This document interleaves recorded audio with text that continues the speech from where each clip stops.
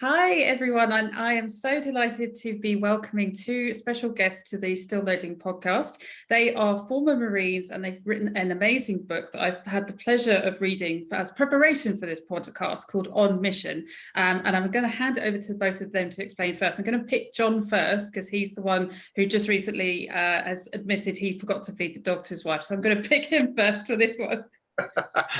Perfect. Thank you. So tell everyone a little bit about yourself, John, and your background. Yeah, thank you.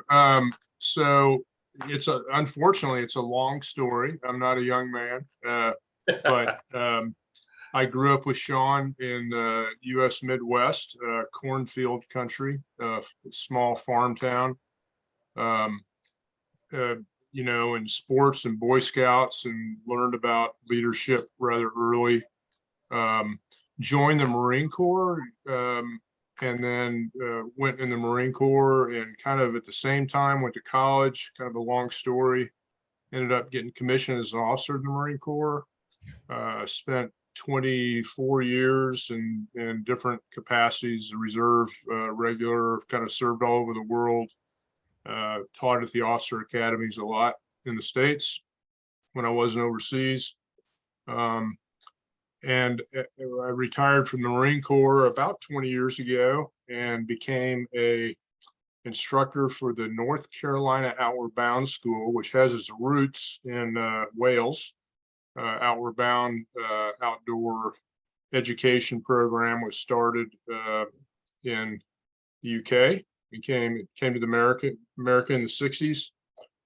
I've been leading wilderness expeditions for them for 20 years, and I also ended up earning my Ph.D. and teaching undergraduate students at a college for about a little over a decade, and retired from that 2 years ago. And about the same time, kind of took my multi-decade conversation with my friend and colleague Sean Georges to a new level, and started a leadership consulting coaching business and wrote a book. Yeah. And that's where I plopped down here in Western North Carolina, up in the mountains, where I am today. Yeah, that is my story. I'm sticking to it. So thank you, John. And what I love about that is it kind of shows, that passion for experiential learning, which I read about in the book, and you use anecdotes from different parts of your life. Like I remember there was a anecdote about the college. I wrote it down actually, about the college and about the person using the first person and the third person. So to give the listeners a sense of what was going on. Basically, there was a meeting, and the guy running the meeting, the head honcho of this college, he was basically saying, everything in the third person. So it lost that connection and building the team and building that camaraderie and that place together. So when I read that anecdote, I just realized the importance of using language effectively and meaningfully to create that sense of community and of belonging. And as you say, being on mission together. Yeah. The semanical faux pas was slight, but the moral and motivational impact on his team was acute. It really caught me off guard. I had not heard a leader speak of his team in the third person. I mean, he talked about the institution, the trustees, the student body, the faculty, the staff. And then we got a new leader, a new college president, and it was all about us and we and our faculty and our staff and our school and our students. And again, it was a semanical faux pas, but it really made what I saw as a really tangible difference on how the team responded, for sure. And I think for me, because obviously I've always got this digital leadership lens on, it made me realize this is something that we probably need to cultivate more in the way that we communicate if we're working in a remote context, to just making sure that those nuances are really clear. We belong as a team, our objectives, our KPIs, whatever it is, because like you said, you saw it in real life. And then the physical implications that had, everyone was demotivated, not really involved, etc. If you are remote, I imagine it's even more important to be intentional with your language. Yes, yeah, absolutely. Yeah. And Sean, it's your turn. It's your turn to introduce yourself. It's funny when we tell our stories, there's so much of it that we shared together that I'm envisioning my childhood spent with John, and then high school football and our experiences in the small town. And it's really interesting how it all shaped up, and John and I ended up separate kind of paths, but pursuing a commission in the Marine Corps after I graduated from the Naval Academy. And then John and I both actually spent some time together walking the halls and the fields and of Quantico, Virginia, in officer training. But yeah, we took a bit of a different path after that. I ended up spending 13 years in the Marine Corps. The largest portion of it was as a judge advocate. They sent me to law school, and so I was a military lawyer while I was in the Marines. And fortunate thing about the military is you get to leave your home and go see some pretty interesting parts of the world. So those were some great experiences. But it was, the Annapolis plus the Marine Corps experience was just a master class in really the essence of leading and following. Both very important things for a leader to understand. We might dive into that a little bit more. But after I left the Marine Corps, came back out into the civilian world, returned to the Midwest as a lawyer practicing law. Then entered a publicly traded corporation, a retailer, as their general counsel and head of human resources. So did that for 22 years. It was another opportunity to sort of refine and question and clarify what it means to lead regardless of the mission. So whether the mission is military or civilian, whether you're selling shoes to families in America, or whether you've got a combat mission, what does it mean to lead? What does it mean to lead at home, in the community? So yeah, as John mentioned, he and I corresponded, of course, over the years post-military, and kind of felt that we had something to offer. Some maybe we could light a candle in the darkness, if you will. And so we got about writing this book. We spent about 10 years working on this book. We both had day jobs at the same time. I want to make sure that that's clear. But we're proud of what we created, really tried to get to the essence of it. I recently, just last October, retired from corporate America, and now John and I are at work trying to, teach, coach, and spread what we think is really some, not necessarily our wisdom, but timeless wisdom that we've confirmed about how you become a leader, which I think is an important aspect. We often talk about leadership like it's some kind of topic and technical science, but it's a very human part of who we are as we engage in the world. So, and then we get to have great opportunities like this, speaking to people like you. Well, thank you. Yeah. One of the things I think for me when I was reading the book, it's funny because, like, obviously you're both former Marines, right? You've had a lot of experience in America, and so I was a bit like, oh, is this going to be like one of those books where it's just sort of telling me what I need to do? And I think one of the things I really loved about it is that there is so much love and care. You really, it comes through in your writing. Like, you really have thought about, as you said, all the different aspects where leadership comes in, because it's not just about the military thing. It's a way of being. If you're a leader, you're being a leader. It's not like a title or, and I love that. And the fact that you use the word love, and it's very much part of that whole servant leadership, authentic leadership paradigm that you're championing in your book. I just thought that was very, interesting as a reflection on me, right? Shows my sort of limitations in my head about former Marines, I suppose. But I just think that was fantastic. And I think, you know, that's one of the things I would strongly advise and encourage people to read about it. It felt like I was sitting down having a really nice cup of tea with you when you were chatting to me, giving me your anecdotes and also activities. This book is a very practical book that will help you. Like, it's not just theory, it's going to help you get to the next stage of your own development. So I just kind of was reflecting on that. Good. I'm Thank you.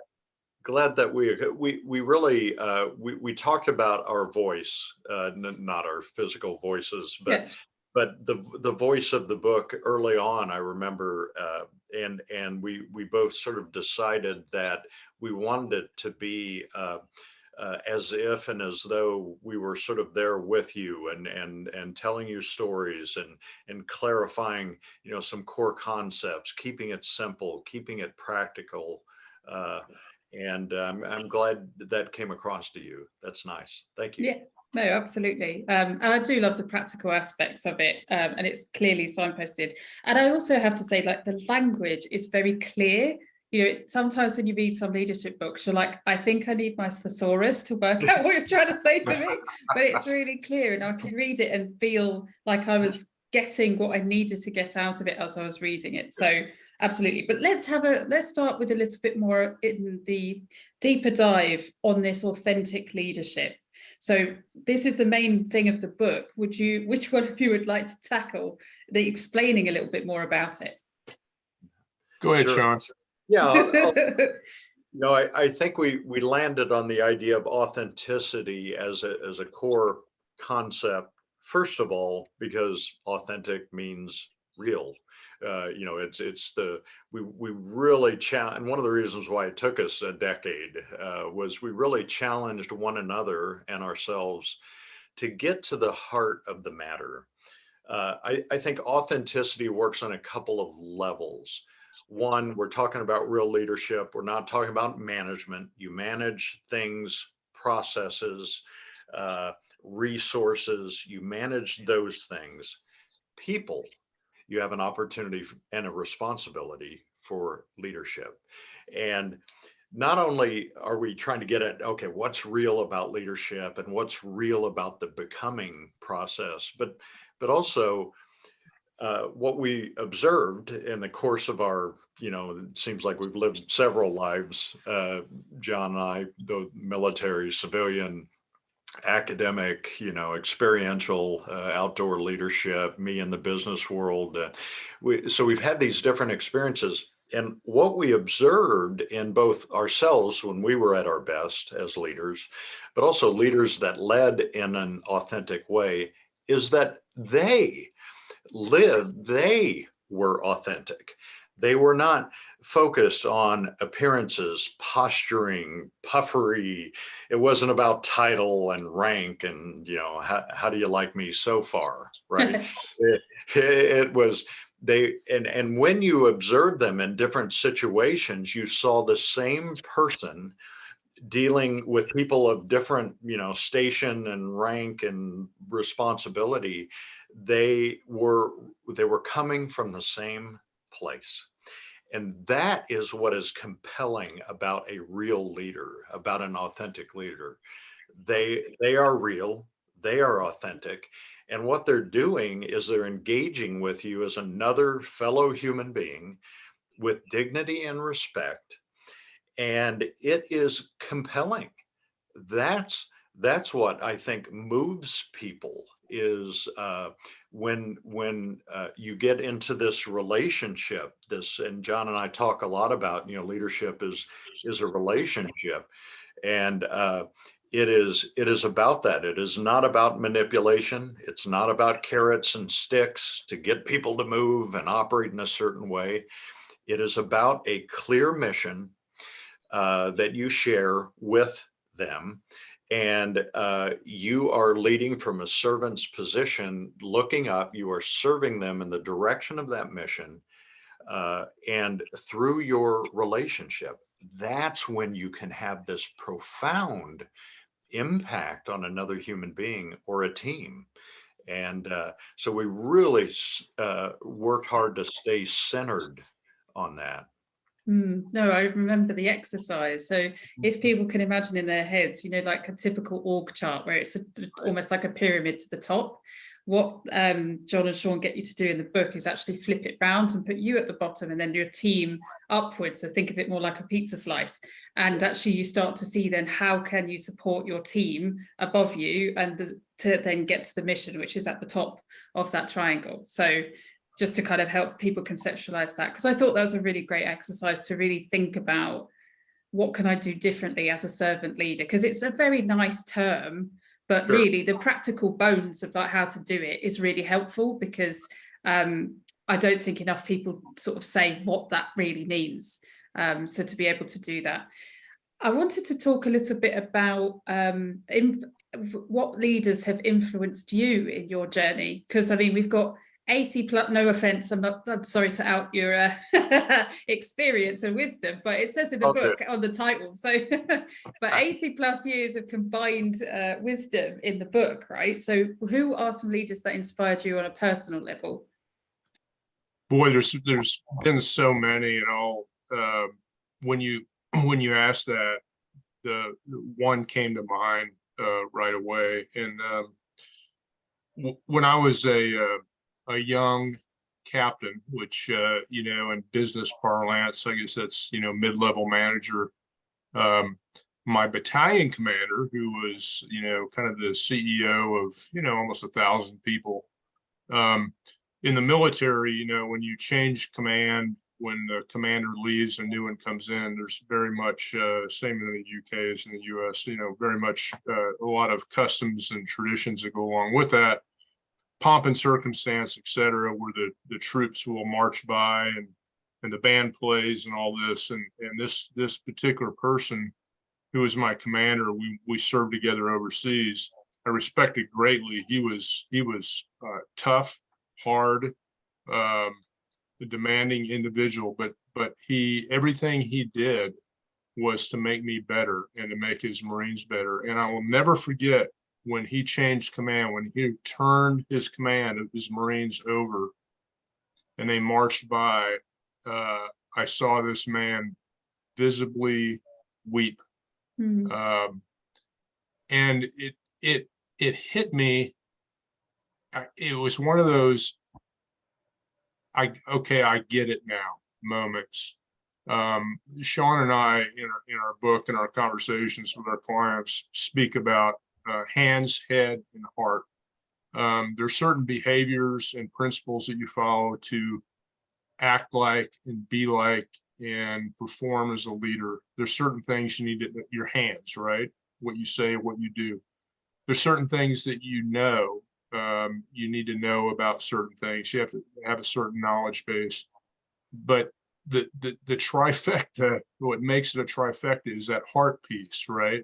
Which really I think goes to motive, like what motivates you to lead, what motivates you to serve other people. And that, although there's been many, and just by not mentioning some, I feel inadequate, but that particular man really showed me, and I was probably 30 years old at a point in my life where I was just trying to wrap my head around what it means to lead, really impacted me as much or more than anybody else. It's okay, I get it. This is more about what you do and what you say. It's more about being the smartest in the room or knowing more than other people. It's really about your perspective and your service orientation towards your followers, and to use the L word, love, maybe a little bit awkward in some instances, but Sean and I know I speak for Sean, we firmly believe that love is required in a leader-follower relationship. And he taught me that just by seeing those tears well up in his eyes. So he was probably my biggest influence of all the wonderful leaders that I've served with over the years. Yeah, I think it's really interesting you say that, because earlier today I was on a writing sort of panel thing, and one of the things that came up was this quote that I really thought was useful for leadership, but it was attention is connection. And I thought, actually, it's the fact that you could see he was attentive to you, he cared for you, it made you connect with him in a way. You knew that that meant something. And for me, that got me thinking about, again, digital technology, where we're all distracted.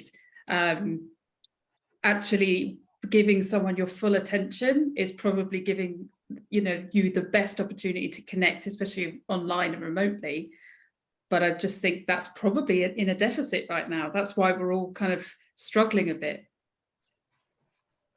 Yeah, absolutely. I think that's a great, I love the fact that you're bringing that question up and you're bringing that consciousness to our forefront, because the requirement to make human connections with people hasn't changed. No, that won't change. I agree with you. But the environment's changed, and we have to acknowledge that the environment's changed. And so, how do you do that? That's the question that we need to sort out and we need to deal with. We can't just say, well, things are just different, so we don't make authentic connections with people anymore because we're on Zoom, right? That's unacceptable. We need to figure out ways to do that. Totally. Sure. And Sean, who's the leader that's inspired you? It's a great question, and of course there've been many. I think back to somebody who just profoundly impacted me while I was early in my development. It was my freshman year, plebe. We called them plebes. We were called plebes at the Naval Academy, and I remember we had the opportunity to meet with an admiral. His name was Admiral Lawrence. So he was the top position at the Naval Academy. He was an admiral. I mean, those bars that he wore on his shoulders were gold all the way across. He had a chest full of ribbons. He was a Navy pilot, so he had the gold wings. He was impressive in every way. But one of the things but that's not where he came from. He didn't step forward and say, hey, how do you like me so far? Aren't you impressed with? He was one of the most humble people I think I have ever encountered. He had been a prisoner of war in Vietnam for 5 or 6 years, one of the longest serving POWs in Vietnam. But when he engaged with us, it was remarkable. I had never, up to that point in my life, so I would have been about 19 years old, 18, 19. And here was this impressive individual, but all he wanted to know was how we were doing. How are you doing, Sean? How has your experience been so far? Do you have everything you need? Are you, what are you learning? It was his focus, his energy, his attention. I love that, which he was very deliberate about, but it was very natural. He was very unassuming. And I had never seen anything quite like that. And I remember that sense after leaving that meeting, thinking, there is something just happened there. And he is something. He wasn't sort of being manipulative and it wasn't barking out orders, and he outranked everybody in that on the premises, but he didn't come from that place. He came from a place of, how are you doing? He wanted to hear our stories, these young hopefully officers to be, and wanted to know where we were from and why the Naval Academy, and it was just a powerful example that really set me on a path to trying to figure out what that thing was that he was doing and who he was. And his level of commitment, of course, was unquestioned, the sacrifices he had made. But that was a real, because you also, at the same time, right, at a place like that, you also have the other examples. You've got the people who are yelling and screaming. You've got the people who are trying to impress you with whatever their physical abilities or their intellectual capabilities or whatever. But but I began to figure out what moved me, and the quiet and the heart of this man, and the way he handled himself was just compelling. And so that was probably the one that was one of those early real triggers. Yeah. So between the two of you, it sounds like it's really that, it really is that heartfelt connection. I think it's that heartfelt connection and that authenticity. And so if we bring it back around slightly to the authentic question from the book, there was a lovely story, Sean, that you shared about being held accountable by your stepson. And I loved it because I think authenticity is a funny one, because we know we need to be authentic, but it can be quite hard to be authentic. And sometimes you need to have maybe questions or reflections to kind of build this capability in. And I love the fact with the accountability, you're almost modeling to your stepson like a way to think or reflect as well, to develop that authenticity. Would you like to share the story? Sure, absolutely. Yeah. And it is about, in order to kind of stay on the path and continue to develop, I think it's important to have someone to hold you accountable. Yeah, we were playing pitch and catch in the backyard, and I just, kind of keeping the conversation. He was 10 years old at the time, and so I said, "Yeah, I've got to go do my one hard thing today." And he said, "What?" And I said, "Well, every day I try to do one hard thing." And he said, "Well, what do you mean by that?" And I said, "Well, I try to do something every day that is difficult. Maybe it's a conversation I need to have with someone. Maybe it's a workout, and I'm tired and I'd rather skip it. Uh, uh, Maybe it's a job responsibility that I know I've got to get done. I'm just going to force myself to do it. But every day I try to do that, something. So today I'm going to go for a bike ride or whatever." And so I figured, with a 10-year-old that he's probably going to forget that as soon as the words came out of my mouth. Well, so the next day I go to work. It was a work day the next day. Come home and I see him. And the first thing he asks me is, "What was your one hard thing today?" And I said, "Oh my gosh, thank you for asking." I had a conversation with one of my teammates at work that I knew was going to be difficult. And I probably would have put it off had I not sort of gotten on this one hard thing, uh, uh, sort of a path. And we talked about it a little bit, and then the next day, went to work, came home, there he is. "What was your one hard thing today?" And this went on for weeks. And it got to the point where, because I knew he was going to ask, by gosh, I needed to do that one hard thing. I was going to have to report, right? I was good, but I love that. It's accountability, and it kind of makes me think of, as you grow and continue to learn how to lead, it's a helpful thing not to just do it on your own. Find someone that cares about you, right? That has your best interests in mind.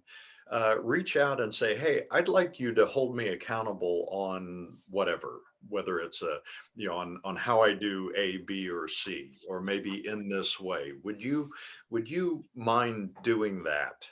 It kind of keeps you on the straight and narrow and keeps you moving in that direction. So that was a powerful and just kind of a simple story. Yeah, he and I still talk about it. He doesn't always ask, but we talk about that incident, that situation.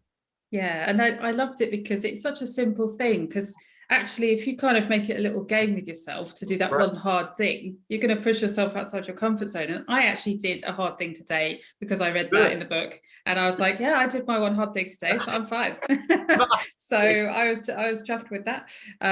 But yeah, I just thought that was cute, and I really do think it's important for accountability. I agree. You'll excel. It's kind of a bit like you two, right? Because you two have been able to hold each other accountable, John and Sean, you've been able to achieve this great book and be able to write this and do this labor of love and actually build the consultancy. but you both hold each other accountable, so you can get more, you know, of your own authentic leadership development, because it's never done. I think this is that's why I called the podcast Still Loading, because you're never done. So it's all part of the process. No, I love that. Yeah. You know, one of the things I wanted to say to you, and it reminded me of something when John and I were about to wrap up the book, when we were about to put down our pens, and this was kind of during the COVID, you know, as everybody's struggling with what it's like to operate during those times. And so at the company I was at, we went remote, and we were operating remotely out of the office. And I said to John, I said, you know, do you think we should put something about, you know, sort of remote leading in a remote environment? And I'll never forget what he told me. There was this moment of silence. John is very kind of a stoic and thoughtful person. There was this moment, and then he asked me this question. He said, as far as leading in these times, he said, Sean, what's the difference? And I loved his, and again, getting back to authenticity. Now, the methods you may use, and the, you know, the sort of the tactics you use to communicate and to reach out and engage with the people around you will change over time. You'll have more, you know, we can do a Zoom now, but the fundamentals do not change. And he made with that simple question, made such a strong point that leading authentically has a heart and a soul and substance. Now, how you do it varies by mission, circumstances, etc. But I thought that was a real great moment. Yeah, no, I can understand that completely, because with me, my interest is in how the digital technology sort of influences human behavior, but ultimately it is about human behavior being like the best leader you can be. The tools will change, as you say, the methods of communication will change, but you being a good human and a good leader to someone, then that's something that you can develop and engage with. And I think as well, it would vary, as you say, according to the mission and according to what you need to achieve together, right? There's just going to be different requirements. And I think there was one part of the book that I put in a bookmark, and I'm going to read some of it because I then told my friend about it, because I work with a lot of startups and a lot of remote first companies and scale ups. And what I've noticed in some scale ups, not thankfully my clients, but I've seen this it happen, where it's definitely this positional leadership. So if someone is a leader because they are the founder or because they're the CEO, and that's that. And I'll read this bit from the book because I thought it was brilliant. So when a positional leader, a person who holds a title, rank, or place of authority, an entirely separate matter from whether they are leading, operates as the sole source of leadership within a team, many problems arise, all of which can adversely impact the performance of the individuals on the team. And what you talk about in the rest of that chapter is you talk about how if you're a positional leader, everybody underneath you is then almost trying to guess what you want, or just trying to replicate what it is that you're sort of telling them, rather than being empowered and being able to problem solve and be able to actually find a solution that is greater because you're using the whole, the whole power of the team. And I have seen this in scale ups, and where they aren't succeeding is when one person at the top has said, this is the way, this must be done this way, this is my organization, or this is the way I see it happening. And so you're disempowering a whole group of people from being able to accelerate to the next level. And I thought that's a fantastic way of putting it. Thank you. Yeah, you know, Sean and I talked probably throughout the book to one degree or another about this notion of leadership isn't about rank or title or position. But, you know, we're all military guys, and we understand the critical need for positional leaders, like for authority, and how authority can be a leverage in an organization. But what we really kind of came to, what we really grounded on, is that it's so important that we don't stop there, that the leadership is it's a verb. It's something you do. It's not something you impose upon other people. It's a service to other people. And it may be a common term now. Many people before us have talked about leaderful organizations, right? Leadership is everywhere. And if there's one thing we would like to, many that we would like to encourage people, we have this 10 or 11 commitments we present at the end of the book. They're kind of core commitments. And one of the first ones, if not the first one, is define yourself as a leader. It doesn't matter how much you're paid. It doesn't matter where you are in the org chart, but define yourself as a leader. When I used to teach undergraduate students, I got a lot of pushback because there was this notion that if I define myself as a leader, isn't that a little bit self-serving? Isn't it that putting myself on a pedestal? And I had to convince them that leadership is not an imposition. It's not something, it's not a title that gives you license to do things to other people. It is no more than defining yourself as a person who serves other people in alignment with the mission. And so if we can get people, everyone, as many people in an organization as possible on a team, to think of leadership as a service, as a set of behaviors and responsibilities they do with and for other people, that takes some of the burden off, right? It lightens the backpack, it lightens the load a little bit on being a leader. You don't necessarily have all the authority, all the responsibility. It's just a matter of helping move others to accomplish the mission. And so that's a really important piece to really recognize and embrace. Is it's okay to be a leader, to define yourself as a leader, to try to move other people in line with the mission. And you don't need a title or a position to do that. Yeah, No. one of the things John and I talk about in the book is, when you fail or make the decision not to step into your life as a person with leadership responsibilities, you leave a hole, a vacuum that nobody else can fill. You just do. So you're already at a loss. And one of the things that we've seen is the best teams that we've been on ever, there were leaders all around. Because sometimes, regardless of my title or rank, I'm going to be following John's lead, or John's going to be taking an initiative or setting an example, or in this area, and maybe I need to lead in another area, or maybe I need to follow or be a good teammate. I mean, it's the reality, and we also write that leadership does not work the way an org chart looks. So yeah, it's not this. It's a dynamic, every organization, every family, every team, it's a living, breathing, you're dealing with challenges and opportunities that are happening at various levels. So when you have people that are ready, willing, capable of stepping into a leadership role, you are so much more effective. You can move on multiple fronts, still aligned with the mission. It's not chaos.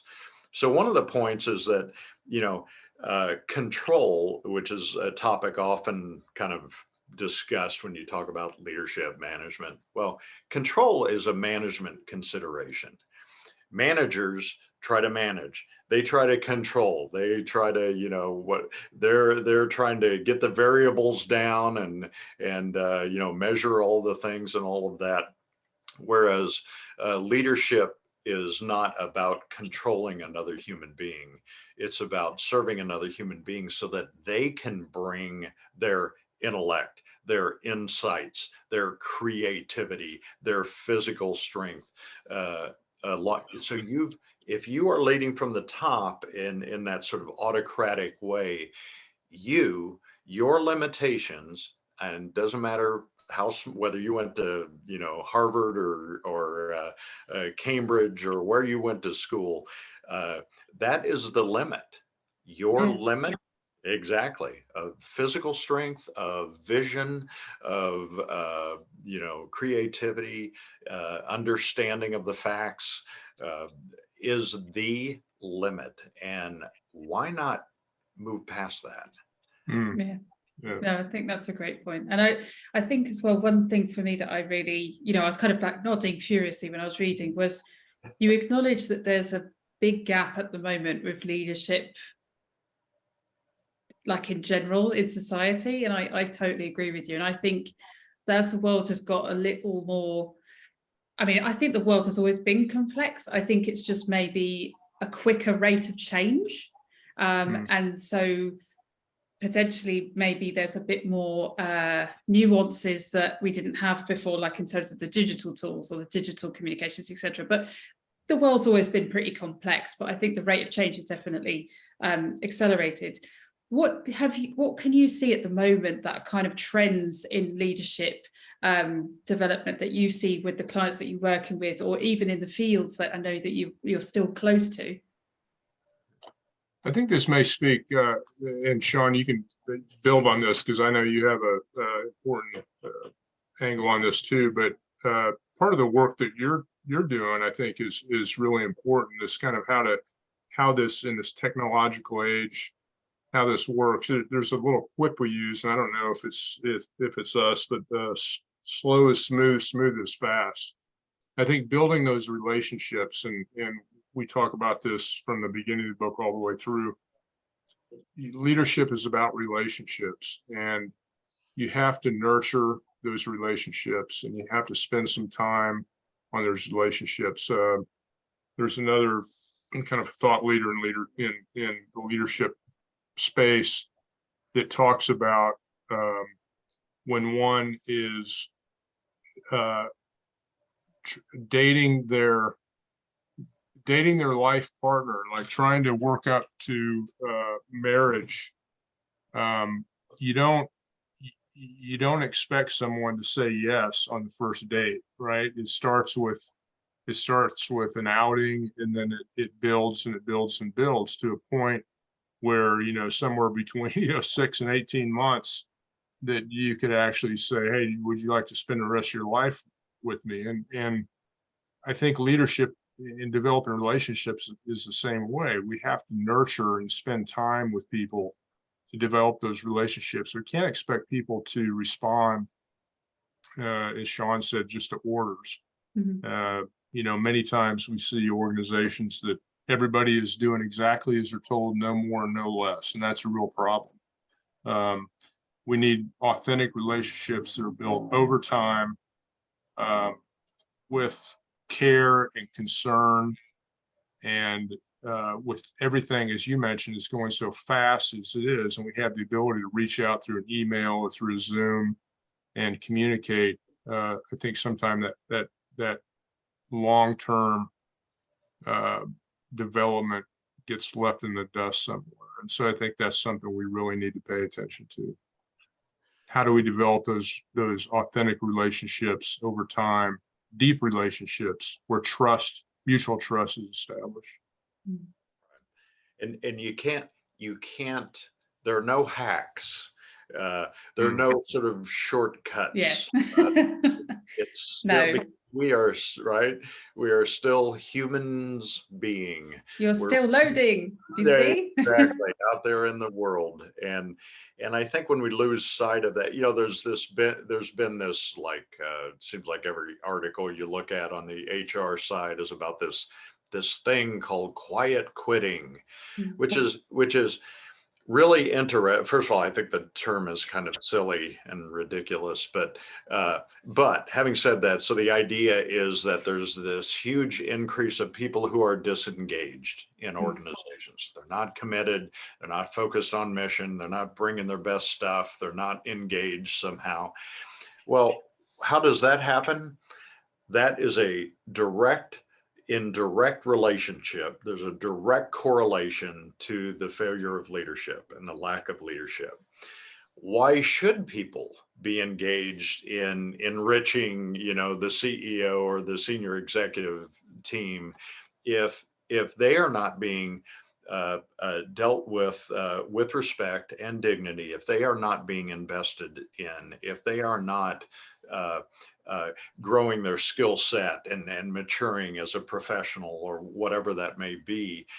To me, that whole thing is, and sort of the crumbling of a team or of an organization comes from the failure of people in leadership positions to actually lead, to engage in that way.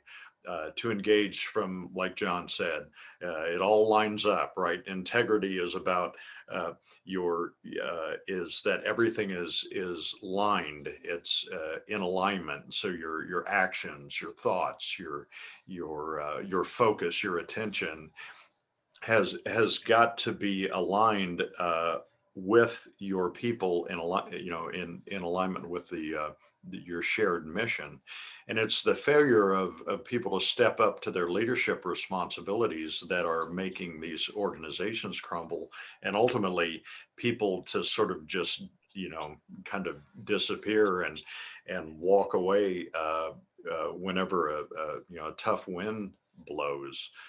So that's one of the things that, you know, I think that is a direct relationship to people not stepping into their lives as authentic leaders. Yeah. And I think from a digital perspective, it's definitely exacerbated with, you know, if you're working predominantly remotely or hybridly, you're not building those strong forms of connections necessarily. Like you absolutely can, but it has to be intentional. You have to design, you have to be intentional with it. It has to be like, it's not just enough in the office, you were all in a closed space. So you'd kind of meet each other and have the side conversations and after a meeting, coffees and stuff. And it is that intentionality. And I think also people can hide behind their laptops. So this quiet quitting thing, you know, you can see it. You're sitting at home on your own. You've got no real connection to your team. You don't have the leadership in the organization and the culture that is coming from leadership to facilitate that. Because some companies are doing amazing things with their remote culture. So it's not about whether it's possible or not. It's possible. That's been proven. It's more, it has to be intentionally designed and invested in. And I think that is a huge opportunity, I think, for the world as we kind of go into this very much a digital working world and so forth. So we're coming towards the end, rapidly towards the end of our hour together, which is insane. But firstly, I mean, I loved the book. So anybody who is listening, please go and buy a book. It is really great. It's practical. And it's really nice. It's conversational. It's not going to make you feel like an idiot. I think some leadership development books can make you feel like, oh, I haven't done enough. I don't know what I'm doing. This was great. This felt like I really had a cheerleader next to me and a coach who was helping me get to the next level. And the concepts are really well explained. And it was very pleasurable to read. So that's my first point on that. And then secondly, what are your top tips for leaders for the digital age? Now you're going to get one each and then one bonus one each, because normally we have three, but because there's two of you, we're just going to have like one and a bonus one each. You want to start, Jeff? Yeah, I can start that. I think going back to what Sean said about how things have changed in the digital age. I think what I'm going to say, I don't think it really speaks to that to the degree that you asked the question, but I think one of the first things people can do is be intentional. Sean and I were blessed to kind of grow up or be tutored in leadership in a very structured environment, which placed a high value on leadership, which recognized and placed a high value. A lot of places put a high value on leadership, they don't recognize that. And they don't invest as well. I think that's a big part of it. When you start off as a young, military person, officer, it starts with rote memorization of leadership principles, and we had to memorize those. But then you were put in leadership mock leadership positions, and you were evaluated on how well you led. And, you know, one of the primary message we got is you may be a physical specimen or a mental genius. You may know how to shoot weapons and do all the military things, but if you're not a good leader, you are no use to your unit. And so we were evaluated on how well we led, and we were given a list of books we had to read on our own time. And then we were sent to schools to learn more about leadership. And then you got promoted and you were sent to another school. So one of the questions that we wrestled with for a long time is, okay, we have this great experience, but not everybody has that, right? If you're unless you're on, you know, your higher potential and you're on a fast track in a big corporation, you don't, maybe in some law enforcement or some other organizations, you really don't have the opportunity to be groomed and developed as a leader. It's all on you. And particularly if you're a unemployed or an entrepreneur, a small business owner, or own your own business. And so being intentional and going back and defining yourself as a leader is, I think, a really important step you can take. And with technology, with the digital age, there's so many resources out there available, online training, blogs, podcasts like you're doing, so many resources that we didn't have that people can tap into. But first you have to define yourself as a leader and make a commitment that you want to develop as a leader for all the right reasons.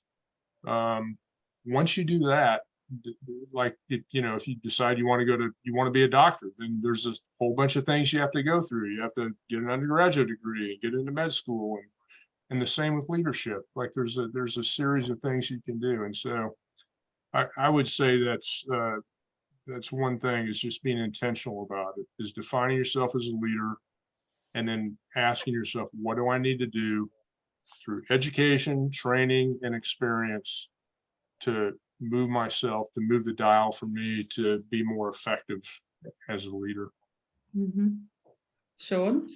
Yeah, just an idea, kind of focusing on, you know, how do you lead in a remote world? I think that I think it's probably requires more energy, more deliberateness, more discipline to stay engaged with your people. I think it was General McChrystal who had the phrase that leadership is really about the discipline of empathy. You can't lose the human touch. And I'm not talking about being all soft and fuzzy, and empathy, which is simply making clear your concern and your appreciation for what the other person is going through. You know, I know when we first went remote at the company I was working at, you know, everybody had their laptops and we would have Zoom meetings but one of the things that I stressed, and I tried to set the example, was that's not going to be the end of it. So I would arrange to have kind of check-ins that would not be even business related. You know, it was a reach out, and maybe it was via Zoom, but so we'd set an opportunity or set a schedule, and hey, I'd like to, you know, talk to you about how things are going. How's your family? How are, you know, the kids doing, you know, homeschooling? Everybody was doing that. It's the recognition of the human beings who are at work on this team. What do you need? What can I do more of? What do you need less of? What's making this hard for you? What is frustrating? You know, I need more access to this information or that information, or the system doesn't seem to be working, whatever it is. But you've got to continue to check morale. You have to continue to stay engaged. It doesn't always, it can be the check-ins from time to time. How are you doing? What's going on? Or, you know, especially if somebody gets sick, how are they, it's because life continues to unfold. And if you just pull back and just have, okay, now we're just doing, occasional meetings online, or maybe you never see me for another 6 months or a year, you are not exercising that discipline of empathy, and you've lost the human touch. And I think we have to continue to find ways to work at that and to develop that human concern and service support. So it can take a lot of work, but if you're leading authentically, you see that as a priority. It's not about, hey, did you get the report, or how come I didn't get this work product from you, or whatever. I mean, we've still got work to do, but you've got to stay engaged with the people around you. Yeah, no, I think they're great points. And so we've got being intentional, and then we've got discipline of empathy, which I really like. So what's the bonus one? What's the third one? Who's going to take that one?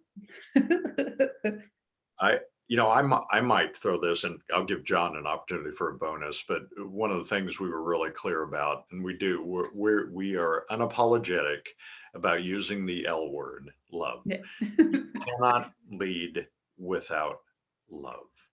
And again, it's not the HR inappropriate version. It's the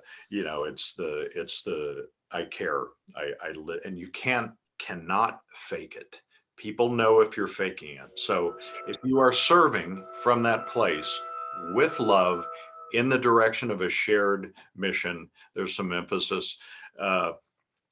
You are heading in the right direction, and you ask yourself a single question when you're trying to figure out what to do in that as a leader.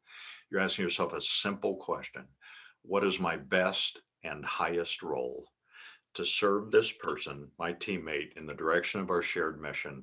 And you work at that answer. Yeah.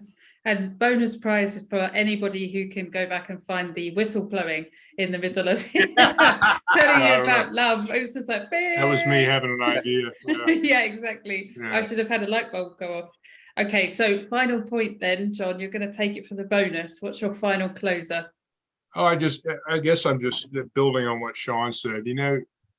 Job descriptions, semi-annual performance reviews, KPIs, metrics of success are all vitally important, but that's not where leaders put their effort, right? Leaders put their effort in precisely what Sean was talking about, is serving their teammates. And so I would think that although we need to manage our human resources, our systems, and we have to promote people, and we have to hire and fire, and we have to pay people and do all the things that you have to do in a big organization, leaders spend their time, the quality of their time elsewhere, in engaging with people on a human level. And I would say that doing a good look in the mirror on where you're spending your time, and it just may take more time, right? It doesn't mean you don't pay attention to your management responsibilities, but looking in the mirror and asking yourself where you're spending your time and whether that balance is where it needs to be, I think would be a really good start. It's difficult to quantify, but it's certainly easy to qualify, right? Like, am I spending my time on my people, or am I spending my time on the systems and processes that are meant to control them? So that would be my going out position. Fantastic. Well, thank you both of you for joining me on the Still Learning podcast. I had a pleasure reading the book. It was great to kind of meet you and get to know you and have my own assumptions challenged about Marines and about how big and lovely they are. So that's been wonderful. And how can people get in touch with you? Because you've got the book out on mission, so they can obviously download that and buy a copy. Is it out now for release? It is. It came out August 2nd. It's everywhere books are sold. So, Amazon is the easy place to get it. Probably the easiest way to contact us, it's easy to remember, is onmissionbook.com. Yep. And through that site, you can contact us directly. You can get our professional website. You can purchase a book, read about the book, read about us. But I would, we are not in an ivory tower. I would encourage folks to contact us. We'd love to talk to people face to face, and we'd love to talk about leadership. So I would encourage folks to just contact us. So you can get our email off of there, and just send us an email. And Yeah. And all the links will be down below in the description box. So you can reach out to Sean and John and ask them all the questions that you have about On Mission and about their leadership perspectives. So thank you both for joining me. It's been a real pleasure. I hope you enjoyed it and it wasn't too painful for you. And I hope to see you both again, maybe for On Mission 2. Thank you. Enjoyed it very much. And thank you for what you're doing. Thank you. Appreciate Yeah. it.